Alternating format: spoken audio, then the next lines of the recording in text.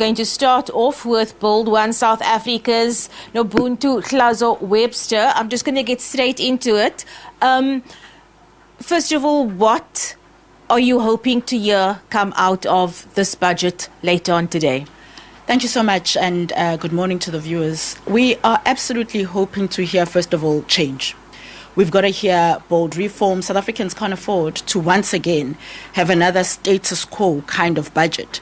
We also want a budget that puts South Africans first. We did a campaign or a survey recently that's called Budget to the People, and South Africans make it very clear that they want policing, they want education, they want healthcare to be a priority in this budget. But secondly, they want growth, they want jobs, they want employment. We need to see a budget that actually prioritizes growth and productivity in this country.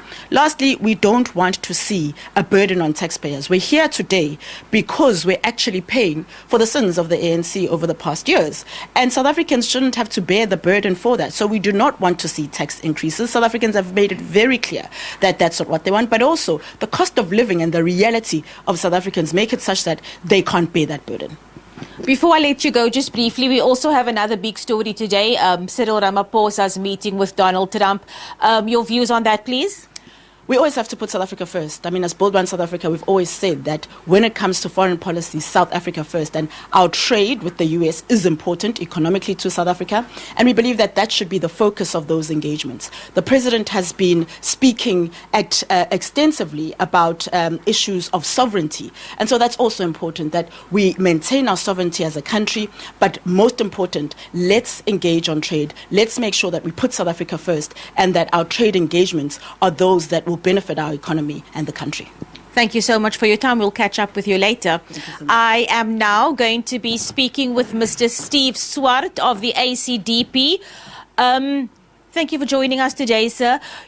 When we spoke earlier in the week, you spoke about frontline services and not wanting to lose revenue. Frontline services like health and education and police shouldn't lose any more revenue. Yes, no, absolutely. And good morning to you and good morning to the viewers. Well, firstly, taxpayers are demanding value for money. They are hard-pressed, and it's time that they receive that value for money. And we are concerned about the possibility of frontline services such as fighting crime, such as education, such as health, such as the provision of water and municipal services, that might have a budget cut as a result of the constrained fiscal environment. That we will not support. It's very clear that what we need is increased economic growth, because already we see since February economic growth projections are down. So in addition to the removal of VAT, the VAT increase which we welcome, you've now got less economic growth, and therefore the revenue shortfalls is going to be more. How do you address that? Well, it's very clear. Let's cut out unnecessary government expenditure, wasteful, fruitless expenditure. Let's cut out all the ghost workers. Let's cut out all the bailouts to state-owned enterprises. There are ways to cut government expenditure. And as the ACDP has said, for many, many years, there's tens of billions of rands sitting in overseas bank accounts that have been stolen through fraud, corruption, and state capture. Let's give the law enforcement agencies, the SIU, National Prosecuting Authority, Asset Forfeiture Unit, the ability and the funds to collect those tens of billions of rands. And lastly, SARS has said 800 billion rand is estimated to be owed to them. They've said there's 150,000 taxpayers that are economically active that are not paying tax. Even if they collect 10% of that, that's 80 billion rand that will go a long way to help the budget deficit. We can't loan more, we can't tax more, so we've got to live within our expenditure, we've got to continue with fiscal consolidation and provide taxpayers with value for money as good stewards, as leaders with good stewardship. And of course we are reaping 30 years of misrule and wastage and expenditure under ANC government. It's time now for a reset of our budget, and we're looking forward to a positive budget this afternoon. The whole process has been positive in as much as there's an engagement by political parties now. No longer can the ANC just push their way through. There's been an engagement now, and hopefully there's a consensus. As you know, we're not part of the GNU, but we do want it to succeed, because if it succeeds, South Africa succeeds. Speaking about engagements, Cyril Ramaphosa has an engagement later on today with Donald Trump, and we know about our economic ties with the US, which is going to be at the top of the agenda. Yes, indeed. And we also know that the US is a very important trade partner of South Africa. We export automobiles to the US, we are manufacturing, agriculture, and so the proposed tariffs, 25 to 30%, which the US Trump administration has said they will impose on South Africa and which has been withheld, we trust will be reconsidered following today's engagement. It's very important for us as South Africa, as President Ramaphosa and his delegation, to put South Africa first, not narrow political views of the ANC that have done a lot of damage to South Africa's standing internationally. So it's crucial that we address and that we reset, that we restore that relationship with a very important trade partner, understanding that the AGOA agreement is to be reconsidered at the end of the year, and that will have a devastating impact if it is not extended on economic growth prospects for the nation. And in addition, we need to look to other markets as well. Should the engagement not be successful, then obviously we need to also look at other markets where we can sell our products. But we are really trusting and praying that there'll be a successful outcome of today's discussion between President Ramaphosa and President Trump. Steve Swart, ACDP, thank you so much for your time. I'm now going to be speaking with the UDM, Mr. Ngabayomzi Kwankwa. It's always good to speak to you, sir. First of all, I know you deal with all things finance within your party. Your thoughts on what's going to happen at the budget later on today? The first thing we're going to look at is whether or not the expenditure control measures they are going to put in place are not going to be at the expense of the social wage and the poor in particular. Because as my colleagues have already indicated, it's the chickens have come home to roost. It's 30 years of misrule by the ANC. That's why the country is broke. That's why they have no fiscal room to maneuver, and it's a fact. So we want to see how the expenditure control measures are going to be put in place, understanding that some of the cost-saving measures will only be realized more towards the end of the financial year, and they need to finance expenditure as we speak, starting from today, and see whether they will be able to pay for social grants, maintain expenditure on social wage. We'll be checking whether expenditure on the poor in particular is not affected. Obviously, one expects that they will attempt to grow the South African economy, but I don't see how exactly that is going to be done, given the fact that this is going to be an austerity budget. It's clearly going to be one. We'll be looking very closely as to which areas, when it comes to tax increases, they will be looking at. I mean, for example, we oppose VAT. Many are also opposed. We also opposed an increase in personal income tax and a number of things, but probably they might look at other creative ways of raising revenue, and that's what we'll be looking at when we scrutinize the budget today. But certainly, the government has to make a bold step towards fighting unemployment, job creation, stimulating economic growth, and trying to make sure that South Africa really truly benefits from the Continental Free Trade Area Agreement. We have to look into other markets and other areas of the world to try and grow the South African economy. And speaking about benefiting, how do you think, or do you think South Africa will benefit from the meeting with the US President later on this evening? Well, it depends. If the gamble pays off, remember the meeting also takes place at the time when we're delivering Budget 3.0 in South Africa. You might have a situation where the meeting doesn't go well, and that might affect, for example, investor sentiment in our country, which will also affect the rand and host of other things. For example, if the budget also turns out to be a damn squib, then it will be a double whammy on the part of South African government. We hope that the gamble will pay off. We hope that South Africa is not going to sell out on its position when it comes to geopolitical issue. We will not sacrifice. We must not sacrifice the people of Israel because we're being bullied by the West and Trump in particular.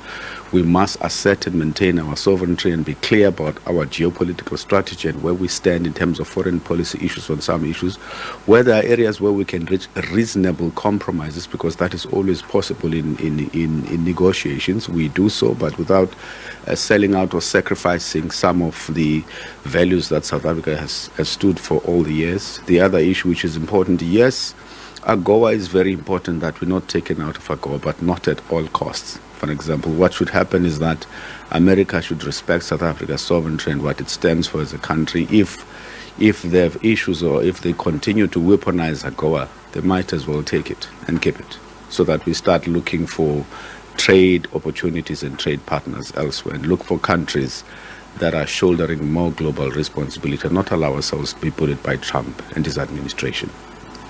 You're going into lockup now, so we'll catch up with you after the speech has been delivered. Thank you so much for your time. That was the UDM, Ngabayomzi Kwankwa, who is going into lockup as well now. But Nompu, I am going to be handing back to you now.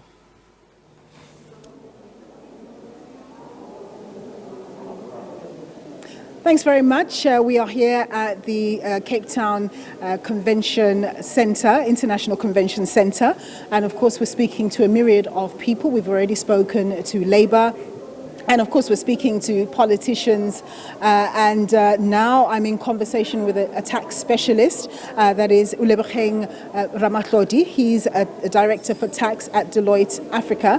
Thanks very much for joining us, Ulebogeng. So, just, of course, now we're in a situation where the budget 3.0, as it's been dubbed, is going to be delivered later on this afternoon.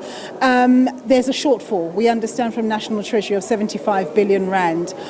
It might be a bit less than that because, of course, before they were going to put on the table some zero-rated VAT products, but I suppose those have come off the table.